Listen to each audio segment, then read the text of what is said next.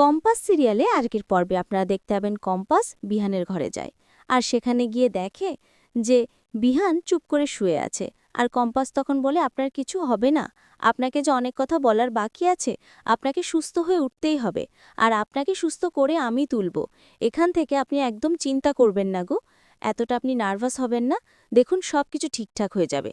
আপনাকে কে এই অবস্থা করেছে তার জন্য কে দায়ী আমি সব কিছু খুঁজে বের করব। আমি সবার সাথে প্রতিবাদ করব, আর সেটাও দেখতে চাই। আমি জানি আপনি আমাকে স্ত্রী হিসেবে মেনে নিননি, আপনি আমাকে ভালোবাসেন না গো। ঠিক তখনই নার্সটা হ্যাঁচু করে ওঠে।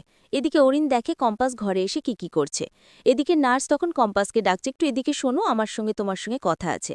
তখন যায় আর বলে, শোনো একটু বিহান স্যারের তো নখগুলা কেটে দিতে হবে, কিন্তু আমার তো ঠান্ডা লেগেছে, তাই ওখানকার গেলে যদি ইনফেকশন হয়ে যায়, তাই বলছি যে কি তুমি যদি নখগুলা কেটে দিতে। তখন কম্পাস বলে, যদি তাই হয় তাহলে আপনি এসেছেন কেন, আর এই ঘরেই বা আছেন কেন? ঘর থেকে আপনি চলে যান। আর শুনুন একটা কথা বলছি, আপনি তো বাড়ি চলে যান। যদি ওষুধ খাবেন, ঠান্ডা লাগা যদি ভালো হয় তাহলে কালকে আসবেন, আর না হলে আসার দরকার নেই, অন্য কোনো নার্সকে আপনি পাঠিয়ে দিয়েন। তখন আবার হ্যাঁচু তোলে। তখন বলে, আচ্ছা ঠিক আছে আমি চলে যাচ্ছি, বলে তখন নার্সটা সেখান থেকে চলে যায়। এদিকে কম্পাস তখন বিহানের সেবা যত্ন করতে থাকে। একটা টাওয়াল নিয়ে এসে ওর গাটা ভালো করে খুব সুন্দর করে মুছিয়ে দেয়। আর মুছানো যখন হয়ে যায় তখন একে ভাবে যে আপনাকে ঠিক সুস্থ হয়ে তুলব। ও খুব খারাপ লাগে আর ভাবতে থাকে যে বারবার করে বিহান বলতো যে তোমার বন্ধু জিতকে যদি সব বলতে পারো তাহলে আমাকে কেন বলতে পারো না। এদিকে দেখা যায় মাহি এসেছে রশ্মিকার ঘরে, আর এসে তখন রশ্মিকার মোবাইলটা নিয়ে ওর ফিঙ্গারপ্রিন্টের সাহায্যে মোবাইলটা খোলে, আর খুলে তখন একটা এসএমএস করে কম্পাসকে। তা কম্পাস এসএমএসটা দেখে আর পরে যে বৌদি ভাই তাড়াতাড়ি এসো, বাড়িতে সবাই খুব ব্যস্ততায় কাউকে বলিনি, আমার শরীরটা খুব খারাপ করছে। এদিকে তখনও বলে কি হয়েছে বলে আসতে যায়। এদিকে অরিন মাহিকে ফোন করে বলে ঘর থেকে বেরিয়ে গেছে। তখন মাহি ওর মোবাইল থেকে মেসেজটা রিড করে দেয়। এদিকে এসে দেখে যে রশ্মিকা শুয়ে আছে। তখন কম্পাস রশ্মিকা ডাক দেয়। তখন বলে, ছোট বুবদি কিছু বলছো তুমি যে আমাকে এসএমএস করলে, ডাকলে যে তোমার শরীর খারাপ? তখন বলে, কই না তো, আমার শরীর খারাপ না। তখন বলে, তোমার মোবাইলটা দেখো।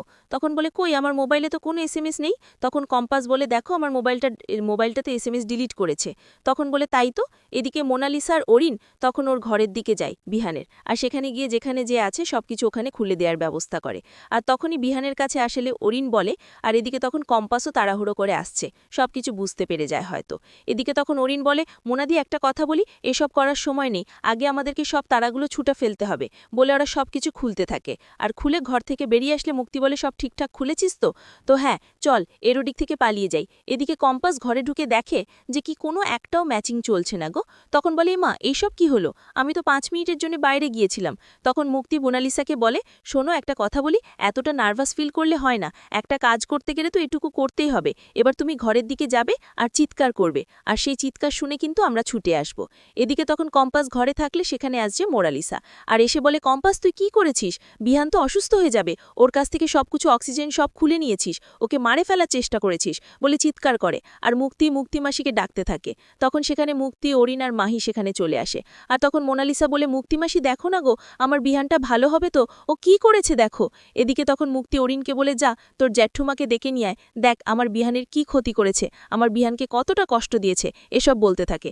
কম্পাসকে বারবার করে মুক্তি সেখান থেকে সরে দেয় আর বলে, এই মেয়ে শোনো একটা কথা বলছি, হ্যাঁ এত রাতবিরিতে সবাইকে ডাকছো, ওদেরকে ডেকে কিন্তু আমাকে অপমান করছো না, নিজে হেনস্থা হবে, হ্যাঁ তাই বলছি সবাইকে ডাকার কোনো প্রয়োজন নাই। ঠিক তখনই অখিলেশ আর কিঞ্জল সেখানে আছে। আর মুক্তি তখন বলে, দেখো তোমাদের আদরের বৌমা কম্পাস আমার ছেলে বিহানের ক্ষতিটা কিভাবে করছিল।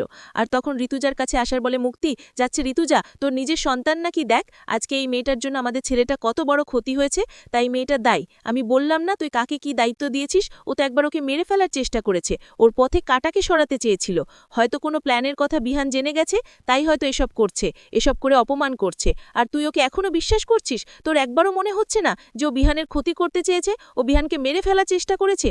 তখন অরিন বলে, হ্যাঁ ওই করেছে, আমরা তখন গিয়ে দেখলাম ওখানে কেউ ছিল না। তখন ঋতুজার কাছে আসে মুক্তি আর বলে, তুই কি এখনো বিশ্বাস করছিস না যে ও ক্ষতি চেয়েছে তা? তখন বলে যে না, আমি কোনোভাবেই চাচ্ছি না গো, বিশ্বাসও করতে পারবো না যে কম্পাস সেজে বিহানের ক্ষতি করতে পারে তা, কারণ কম্পাস হচ্ছে ওর স্ত্রী, ও কখনো ক্ষতি করতে পারে না, আর করতে চায়ও না, আমি সেটা খুব ভালোভাবেই জানি। তখন মুক্তি বলে, এত কিছুর পরে তুই কি করে বলতে পারিস সে কথাগুলা? তো হ্যাঁ আমি খুব ভালো করে জানি যে ও কোনো ক্ষতি করেনি গো। আচ্ছা এটা কার প্ল্যান কি সব বৃত্তান্ত কি আমি জানি না? সব জানি, ও কিছুতেই ক্ষতি করেনি গো, কারণ ওকে হেনস্থা করার জন্য হয়তো কারোর প্ল্যান এটা, কেউ কার সাহায্যে করিয়েছে সব বলে। বলে। তখন মুক্তি বলে, কি এসব কি বলছিস? তখন অখিলেশ বলে, ঋতুজা, মুক্তি কিন্তু একদম ঠিক কথা বলেছে। মুক্তি কোনো অন্যায় কথা বলেনি গো। হ্যাঁ, আর শোনো, একটু দাঁড়াও, মুক্তি কি বলছে সে কথাগুলো আমাকে শুনতে দাও। তখন অখিলেশ আর কিঞ্জল দুজনেই বলে, হ্যাঁ বৌদি, থামো তো, মুক্তির কাছ থেকে শুনি কি হয়েছিল ওখানে। তখন মুক্তি সবাইকে সবকিছু ঘটনাটা বিষয়টা সবকিছু খুলে বলে। আর তখন অরিনও বলে, হ্যাঁ আমরা ওখানকারই ছিলাম, ওখানকারে দাঁড়িয়ে এসব কথা বলতে থাকে। আর এই মেয়েটাই কিন্তু এই তারাগুলো খুলেছে। এসব কথা বলে মুক্তিকে বলে বারবার করে পিথা, ও দাঁড়িয়ে থাকে ওখানকারে।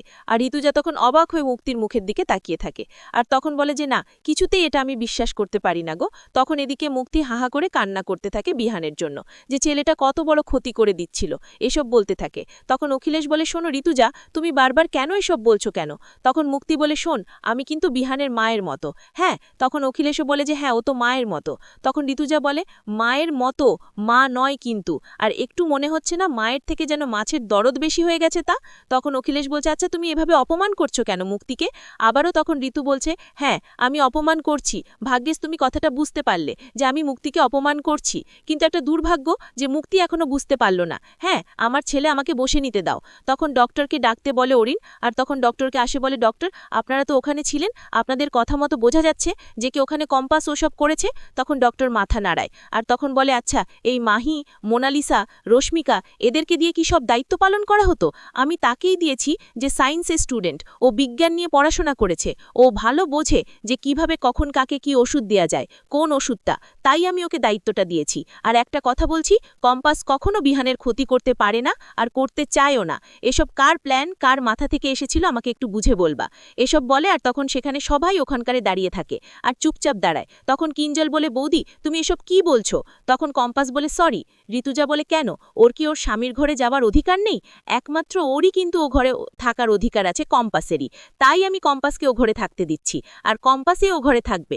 বুঝতে পেরেছো কিঞ্জল? এসব বলে। তো আজকের পর্বটা কেমন হয়েছে যদি ভালো লাগে তাহলে কমেন্ট, শেয়ার, সাবস্ক্রাইব করবেন। আর কোনো জায়গায় ভুল তরি বলে